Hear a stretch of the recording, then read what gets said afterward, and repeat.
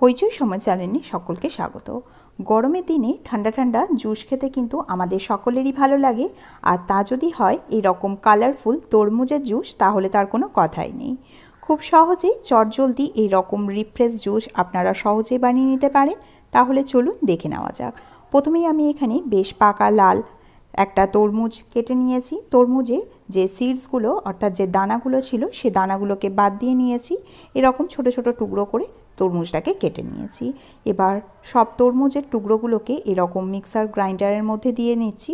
আর আপনাদের যাদের fruit juicer আছে তারা কিন্তু জুসারের মধ্যেও এই কাটা তরমুজগুলোকে দিয়ে দিতে পারেন। এবারে এটাকে 2 মিনিটের জন্য ব্লেন্ড করে নেব। এবার একটা বড় পাত্র নিয়েছি। এবার একটা ছাঁকনির সাহায্যে এইভাবে জুসটাকে আমি ছেঁকে নিচ্ছি। গরমের দিনে এরকম ঠান্ডা ঠান্ডা কালারফুল জুস খেতে আমরা কিন্তু ছোট থেকে বড় সকলেই খুবই ভালোবাসি। আর এটা যদি হয় তরমুজের জুস, তাহলে তো আর কোনো কথাই নেই। খুব সহজেই কিন্তু এটা বানানো যায়। দেখুন আমার তরমুজের জুসটা খুব ভালোভাবে বের করা হয়ে গেছে। এখন আমি এই তরমুজের জুসের মধ্যে আরও কিছু অ্যাড করছি। তরমুজটা যেহেতু খুবই মিষ্টি, তাই আমি এখানে 1 চামচ গুঁড়ো চিনি ব্যবহার করলাম, তবে এটা অপশনাল। দিয়ে দিচ্ছি সামান্য একটু বিট নুন। অবশ্যই বিট নুনটা দেবেন, তাহলে কিন্তু তরমুজের জুসের স্বাদটা আরও দ্বিগুণ মাত্রায় বেড়ে যাবে। এবার এখানে দিয়ে দিচ্ছি 1/2 চামচ পরিমাণে ব্ল্যাক পেপার অর্থাৎ গোলমরিচের গুঁড়ো। দিয়ে দেবো এরকম ছোট চামচে 2 চামচ লেবুর রস। এবার সব উপকরণগুলোকে ভালো করে মিশিয়ে নিচ্ছি। আপনারা চাইলে সামান্য একটু চাট মশলাও কিন্তু এখানে ব্যবহার করতে পারেন।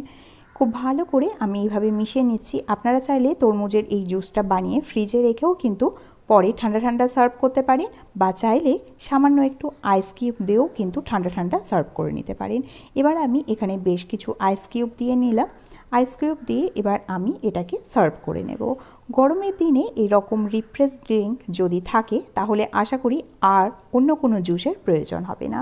এবার এটাকে আমি খুব সুন্দরভাবে সার্ভ করে নিচ্ছি। আমার অনুরোধ রইল, যে কোনো দিনই এইভাবে আপনারা প্রাণ মন জোড়ানো জুস আপনারা বানিয়ে বাড়িতে দেখতে পারেন। আশা করি বাড়ির ছোট থেকে বড় সকলেরই ভালো লাগবে। ওপর থেকে আমি কিছুটা আইস কিউবও দিয়ে দিলাম, তাহলে ঠান্ডা ঠান্ডা এরকম তরমুজের জুস খেতে খুবই ভালো লাগবে।